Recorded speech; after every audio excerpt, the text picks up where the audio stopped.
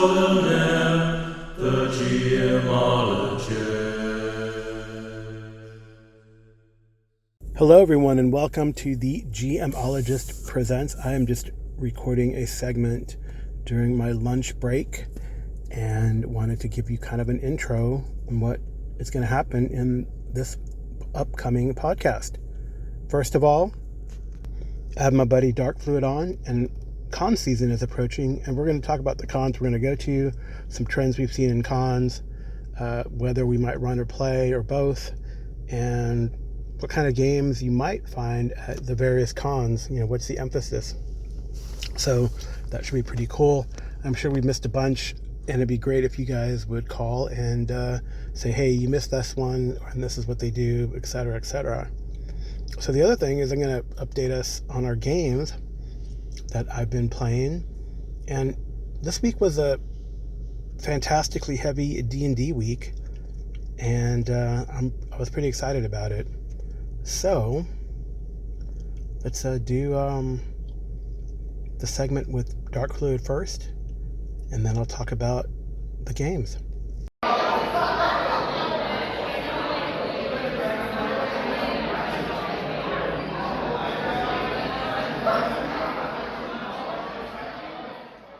Hello, everyone. Welcome to the GMologist Presents. I have my buddy Darkfluid here to talk about what is going on now or coming up. It's convention season. Wouldn't you say, Darkfluid? Yeah, I think for the most part, or either, at least we're in this part of the season where everybody starts scheduling their tickets and their games and everything else, which Right, is really the important part of convention season, right? Because it's we all know how how much of a exercise it is to schedule games and buy tickets at some of these. Some of these right, are like a Black Friday sale. right. I guess a convention, maybe it comes in like, I feel like there's conventions in the spring and then conventions in the fall. So this would be the spring season starting, with Gary Con, and then depending on where you live in the country. I know for me, Chupacabra Con and North Texas RPG Con, the Gary Con probably being the biggest, I would say. And, I don't know. Yeah, if you're not going to say Gen Con, Yeah, you know. Or I don't know, PAX Unplug's probably pretty big and Origins, but those are kind of pseudo, depends what you think of those as gaming cons, right? yeah. And then there's something called Game Fest that's kind of local. It used to be part of Anime RPG or Anime Con, but they broke off, or that now they have their own thing. It's smaller. I don't know if I will participate. I know I'd like to do Chupacabra Con for sure. I'm doing North Texas. I've yet to go to Gary Con, maybe one of these days next year. Who knows? You guys go, right? Yeah, I go to GaryCon. I actually almost was not going this year. Some of my normal group, because I usually travel with a cadre and meet up there. It's they're not all going this year. They've kind of migrated to. It's not that they've quit GaryCon as much as they've migrated to NTRPG and some other smaller, um, uh, basically swapped out on their con schedule. Oh, wow. Okay. Yes, I It's think Game Hole Con. Everybody does Game Hole Con too. That's kind of the Gary Con. I always hear that people that's in compare the those two. fall, right? That's in the fall. I don't know the date off the top of my head because Game I Bowl is I never that's can one in get to it. November, right? That's in the. Might be. I think so. Because I I can know always that pull out the old Google machine.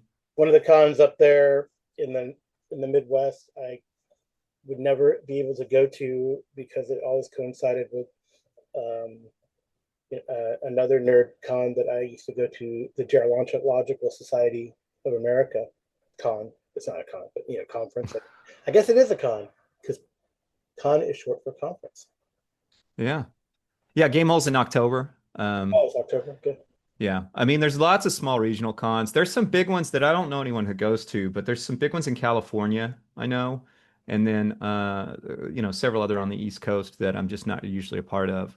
Yeah. Um, I know something I'm but doing different this year because some buddies, or we all decided we wanted to, and one of the groups I'm in, I'm going to Howard Days, so that's down in Cross Plains, Texas. It's just Okay.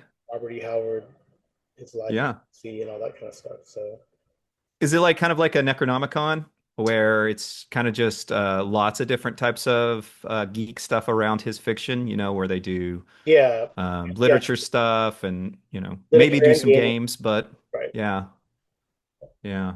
That sounds interesting. I've always thought Necronomicon sounded interesting too. Yeah, that's a. So, I think that one's in the. I feel like that one's in the fall too. yeah. Well, also in the fall there, Texas, I think it's in the fall. Always got to double check my dates. It's in August, so it's not really fall. Maybe right there on the. But ReaperCon is in Oh, the DFW area. There's gaming there. It's obviously mostly miniatures and miniature painting, mhm. kind of like I would say how all those 40K cons, Right. they're as much about miniature painting as they are about the actual gaming. And it's kind of a little bit of that where it's like people sit around at the tables in the paint and they also play all their role-playing games and stuff like that. So that's another one that I always have fun with. But if you're not into miniatures, you'd probably be better to save your pennies for something like an NTRPG. Yeah. Yeah, and then I know that I participate in something called Big Texas Comic Con, but that's more of a you know for meeting pseudo celebrities and getting or celebrities that shows that were popular ones. I feel, or maybe are sort of popular now, and Yeah.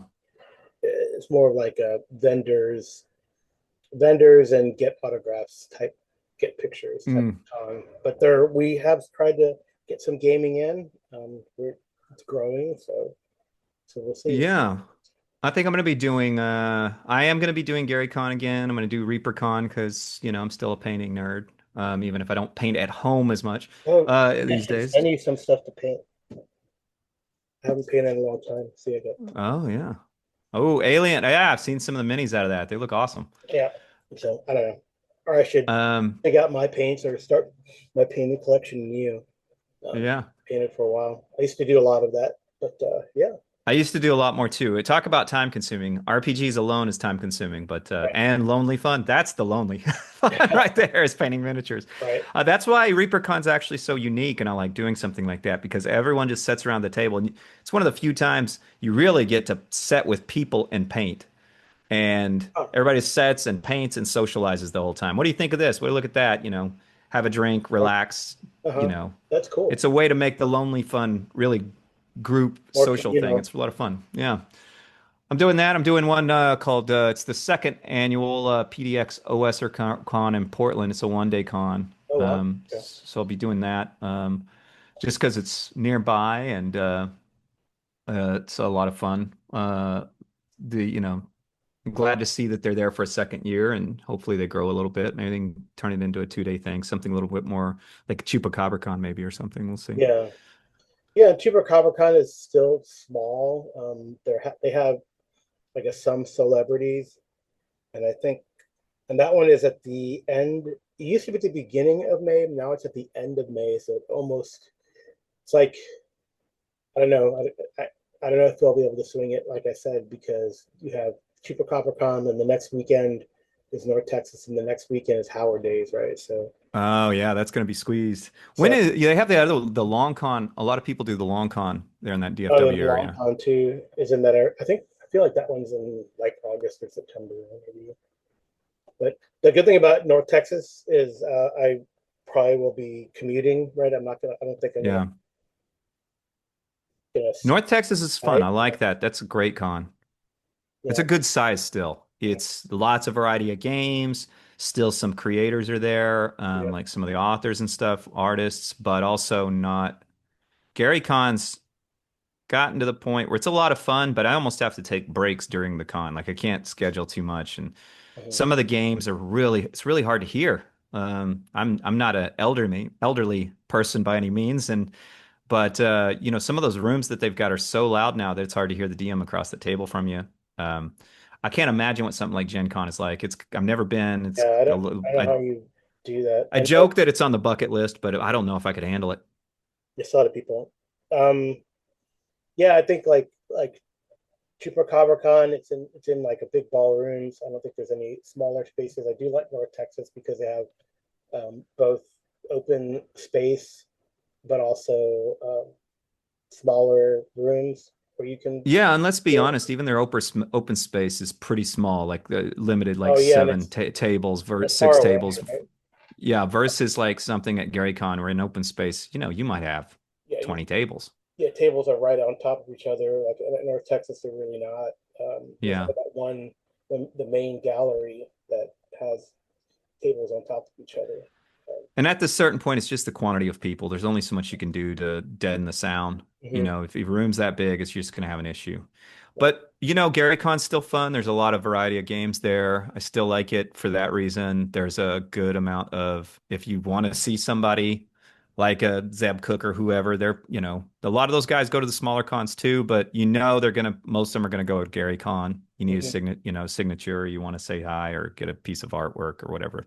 You can do it there. And I hear good things about Gamehole Con. A lot of people like it. From what I saw, though, it's the same size as Gary Con now, maybe larger. And so a lot of the things where people are saying, I like going because it's still a little smaller. Yeah, I think that's gone. Those days are over for Gamehole Con. So, Yeah. um, Yes. but So I know like some cons have their own particular flavor. I would say North Texas does brand itself as an OSR con. hmm I feel like there's a variety of games, honestly, and some games that are more not really OSR, like DCC has a very strong presence. yeah, I don't even know the term anymore. NSR, Yeah. homage, modern, whatever.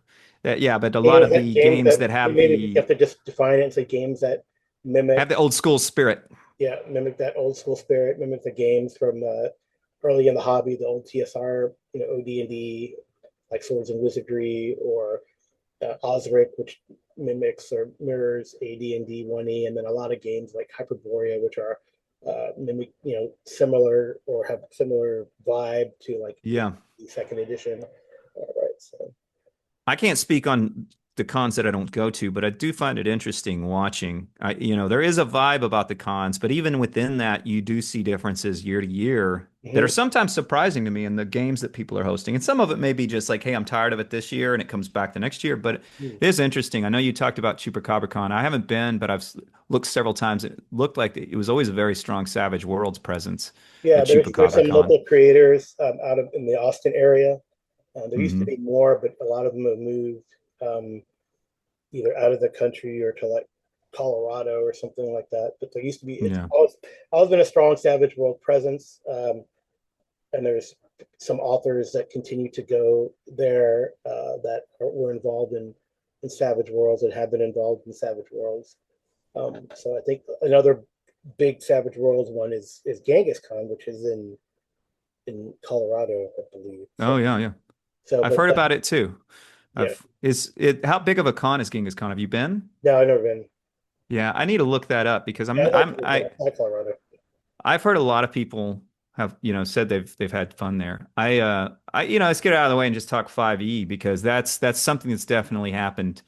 I mean, when you go to a con like uh PAX Unplugged, I'm Yeah. sure Gen Con, but you're going to see a lot of 5e. And so it's like you don't even talk about that. You talk about the other games that you see there because people assume there's going to be 5e and maybe Pathfinder Society stuff. The last time I went to a PAX, it was PAX East, and there was like a lot of Call of Cthulhu and Oh, a lot of World of Dark or not World of Darkness, but um, uh, Apocalypse World oh, interesting. based, like Dungeon World, things like that. Yeah. Wow. But I I think that one of the things about NTRPG specifically I find interesting is the complete lack. There's some 5e games there, but I mean, you're talking lack of 5e games. It is really, whereas like you go to GaryCon now and the majority of the games are 5e. I never see them.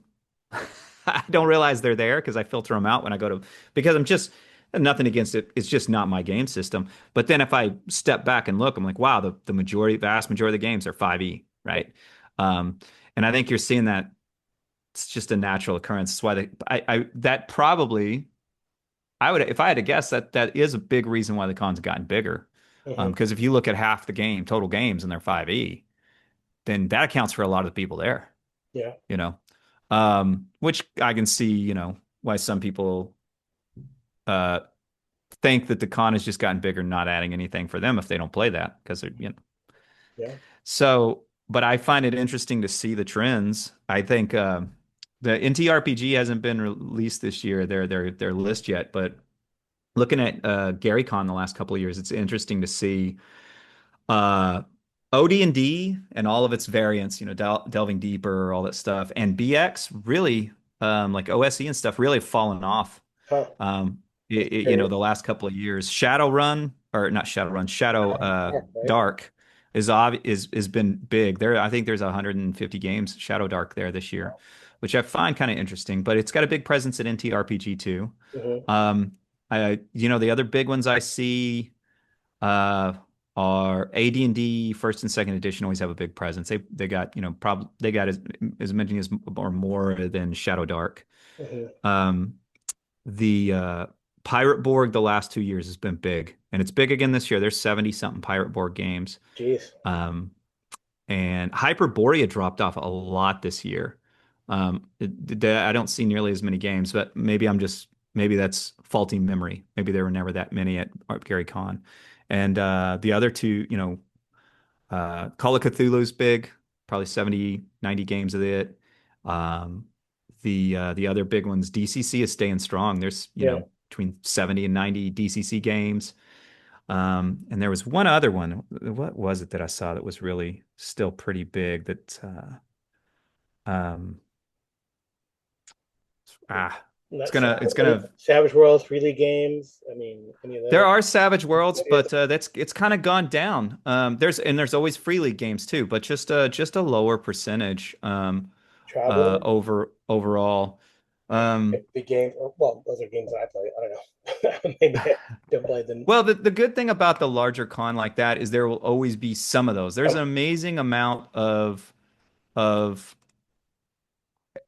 games where maybe there's only 3 or 4 games all weekend, but they're actually there, Hmm. which is really need to see.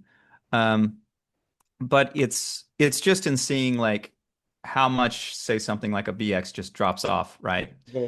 Um, and so I just find that very interesting because to me it kind of shows at least what people are wanting to run in the meta. But I think the thing that really holds those up, and something I notice consistently, is that the games that there's a lot of are the games that have really good organized um, companies backing them and communities. And Hmm. it doesn't have to be the company; it could just be a community, Right. right? But they really show up and host a strong presence. Um, and I noticed that like Pirate Borg and Shadow Dark, both of those, and DCC, right? All three of those have a strong, strong community. Yeah. Uh, they do a lot of community work, and that's really where you see a lot of that pop out. And um, I think that something like OSE, which is pretty popular, and it's probably, I mean, let's be frank, it doesn't mean just because these are what's at cons, that's what's being ran at the majority of tables at home, Hmm. right? Yeah. But when you have like these cons and you have a strong game like OSE and you see them drop off, is it just because OSE, while they have a community, they don't have an organized play community of like, hey, let's get out there and who's running games at this con? Because that's what I seem to notice. Hmm. And it makes sense, not just from the hey, let's all go host a game thing, but also if you have a lot of community engagement for the smaller systems, that's what really keeps them running. Yeah. Especially for the people that are going to cons. People that are going cons aren't the people that are just I play with my home group and that one group. A lot of times they're not the people that are getting involved. Maybe they get involved in community. That's for sure. But they're people that are like kind of also doing socializing with gaming. So they're looking to go to the cons. They're looking to get on Discord and the forums and interact. And hey, I want to meet new people and be involved in the community. So it's Yeah. kind of a self-feeding type thing. I mean, have you noticed any differences in some of the cons you're looking at and what people are hosting? Um, I think we mentioned ChupaCabraCon, and I think there's a growing DCC presence there. It was very heavy Savage Worlds and Chaosium, but now Hmm. DCC is making strong inroads, I believe.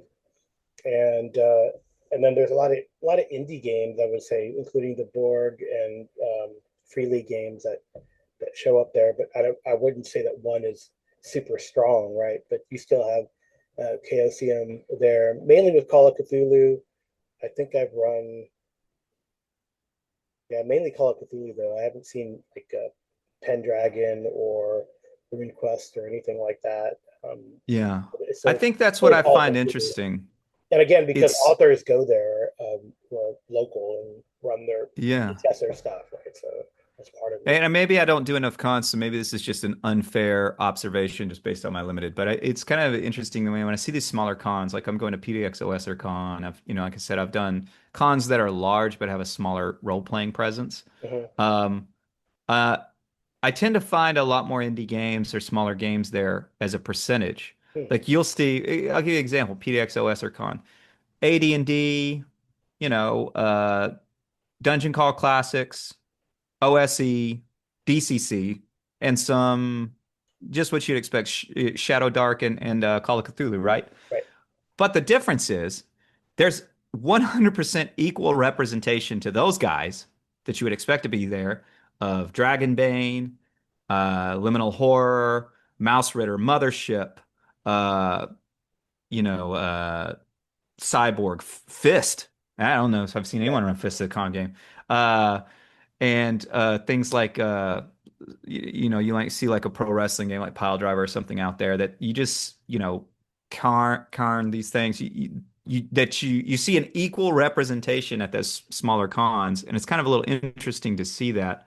Um, I don't know if it's indicative of anything, but it's kind of like almost the same amount of games of of Mothership at these tiny cons as at like a Gary Con are being run, right? So Interesting. it's an interesting thing to see. Yeah. So I don't know. I guess for me, I, I don't know. Like Texas. I've been or last year I just ran stuff. I didn't really play stuff except for pickup games. So I don't Yeah. know if I'm going to split that up and try to play in some games or just run again. I think last year I ran Hyperborea a few times, and then I ran a Sword of Cepheus. I wonder if that's it. No, I Pendragon. ran the Pendragon game too, right? Hmm. So yes, I don't know honestly what I want to run. I'll probably jump back and run some DCC, maybe uh, dig out something that I play tested before and just not picked up again and rework it, something like that. Or Well, that's the thing, definitely. If you're running too many games, it's going to wear you out and you might not feel like playing. It's always fun to play a few. I think hmm, I haven't normally run. I keep threatening I'm going to run something, but I think that's my fear is that I'm going to be so tired getting up, that it's like going to feel like work and I'm not going to enjoy it. I need to get my mind in a different con mode to enjoy running and still stay relaxed. So, but that's yeah, fine. I would, take maybe don't run as much Yeah, and play a maybe few. play a couple and run a couple or something like that. The thing is, as a DM, if you've got something you're itching to run, you have a higher chance of finding a group Right, sometimes when you right. do a con, And if then it's the right con.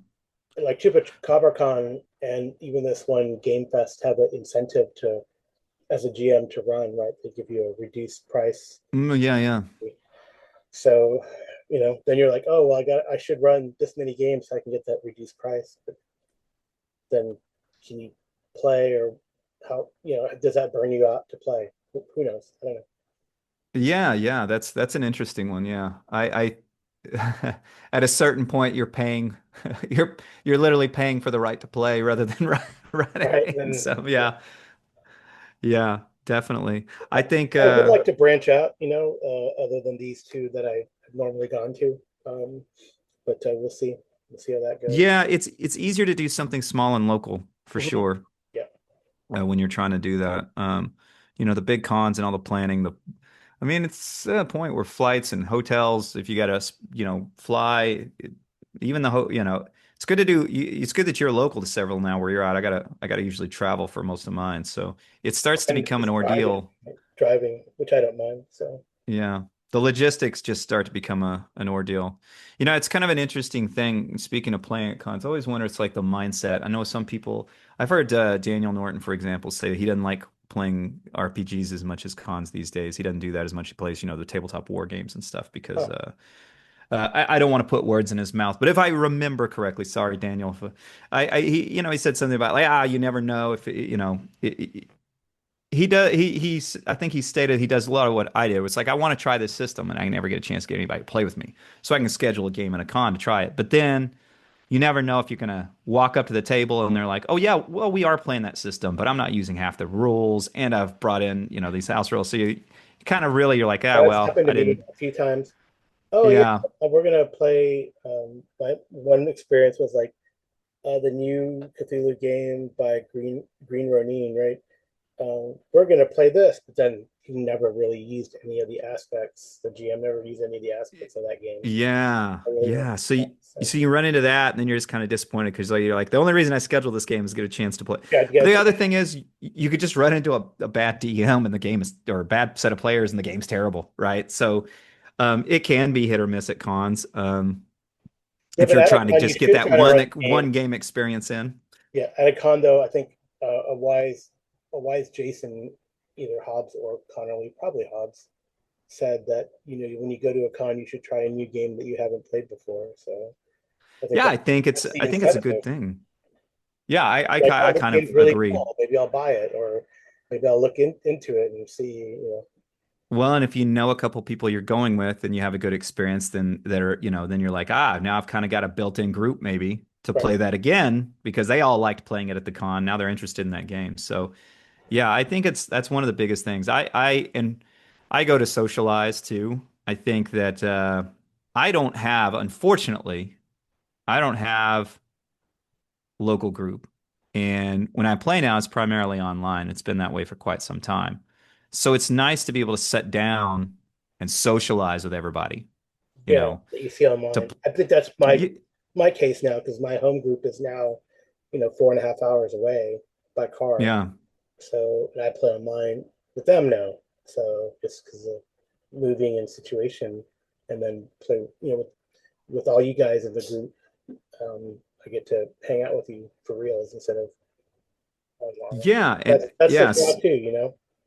Yeah, I think that's a big thing for me is, I mean, just to play at a table in person, to talk to guys after the game. It's nice to, in some cases, a lot of cases, it's socializing with the guys I play in on my online groups, like you, right? I can go play in a game with them in person, socialize with them. It's people I normally see online. So it adds that physical socialization aspect back to role playing that I haven't had in years. That was one of the reasons to do it originally. So Yeah. Well, that's cool. Well, I hope to see you at North Texas, yeah, and it just gives me incentive to save my ducats for a trip up to the Midwest or even to the West Coast. And yeah, I think it'd be neat to explore some of these other cons. I think there's other cons out there the size probably of NTRPG and larger that yeah, have a really good vibe and experience. Chicago So in Colorado, Genghis Khan or something like that. That'd be kind of cool to check out. Or yeah, those other I ones. agree. All right. Well, thanks So for helping me to wrap my head around the upcoming con season. I hope you have some fun times up at Gary Con, and we'll see you later in the year, sir. sounds good, Carl. So have fun and play some games, man. Don't just run. Play some All right, games. I'll play some games. Try Don't to forever DM at the cons.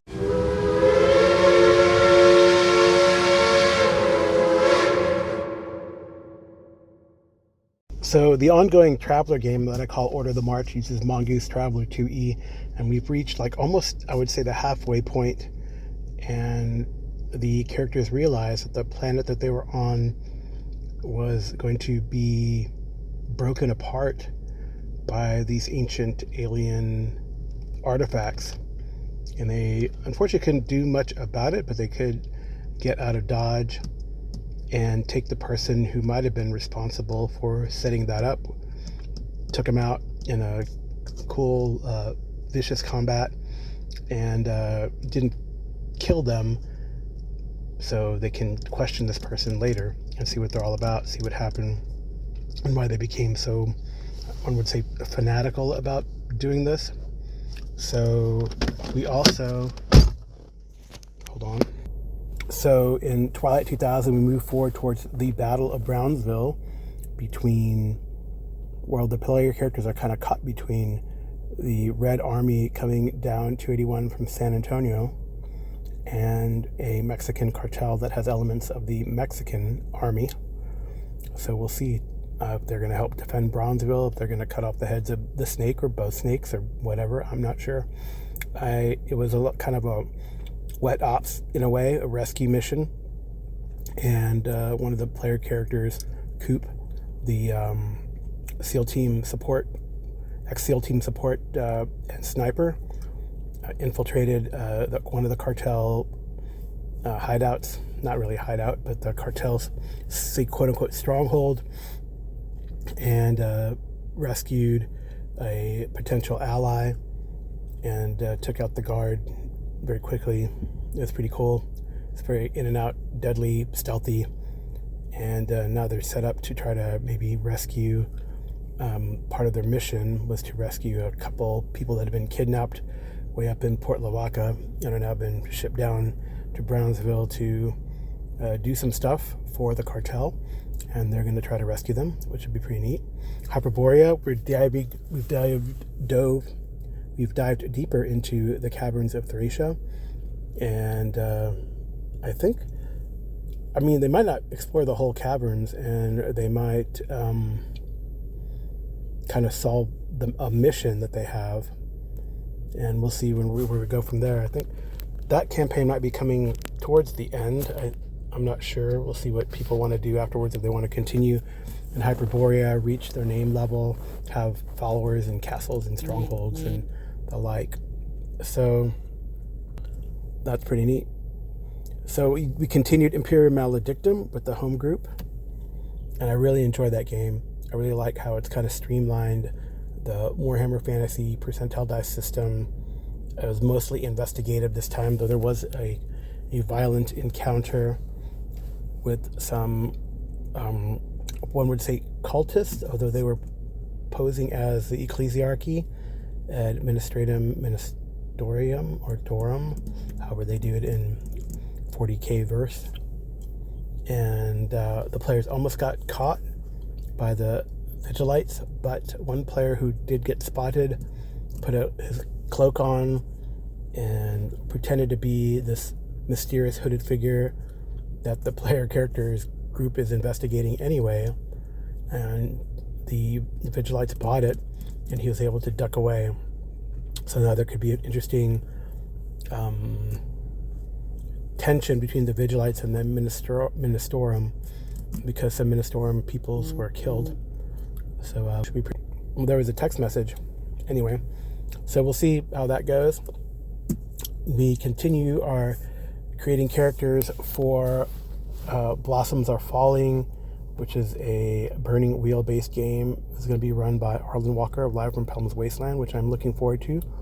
I'm going to play Akayama, who's a monk, and or Sohi, monk warrior, really, in the sort of warring, it's pre-warring states. It's during the one of the, not rebellion, but one of the conflicts, which I do have a kind of Osprey book about too in the campaign, but I don't remember off the top of my head. Anyway, hopefully we'll get to discuss that with Arlen at some point. We're not recording it. Actually, the games that I mentioned, didn't we really record, except for Twilight 2000. None of them have been recorded for our YouTube channel, which is okay. This week I got to start. I was very excited to start my Osric Engine Forgotten Realms 1357 campaign. I have 4 players, and we did an intro kind of session. Not really session 0. We'd kind of previously made characters and the like. So, just a wilderness crawl from where they started, Shadowdale in the Realms. Did some role-playing and introductions there.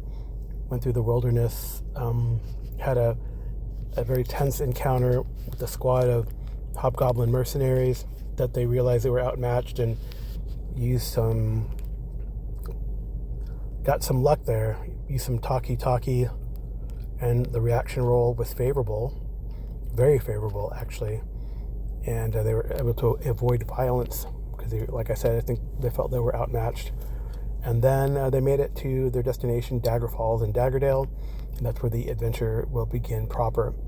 So, and then with the home group, we had a Ghost of Saltmarsh 5e game going on, and it's been on almost permanent hiatus. But with some people out, we decided to pick it up, and it was really fun. We just kind of role played around Saltmarsh, kind of finished, made some contacts, made some allies that are very interesting. I think it'll be really fun. Took a job and went to the woods to fight cultists. 2 characters dropped, but fortunately survived the encounter. The group survived the encounter. Only 3 player characters actually, so they were kind of a man short. I don't know, maybe the encounter was a little too tough, but they had some bad rolls, and one of the player characters got held, so that kind of sucks too. But it was fun to play D&D back to back, and I'm very excited about how this goes. And we actually played our ongoing AD&D campaign as well this past week. So it's been a heavy load of D&D, an AD&D game, Osric 3.0 game, which is AD&D, and a 5e game. And we'll see how things go from there. But I've really enjoyed the games I've been playing so far. Very exciting. And I hope to continue, so we will see. What's kind of interesting is, I have, of the games that I'm running, I have an Eberron D&D game. It's intermittent. This intermittent Greyhawk 5e game, a 1e AD&D Greyhawk game, the Slaver series, and which are finally in A1. And they're actually about to maybe start A2. We'll see. They're kind of in the transition period again, almost. And then this Osric AD&D 1E game set in the Forgotten Realms. So pretty excited about it. And those are the games. So hopefully maybe throw something else in. I don't know. I kind of guess I'm in a D&D mode and mood. And we'll see how these things go and where the adventures take us.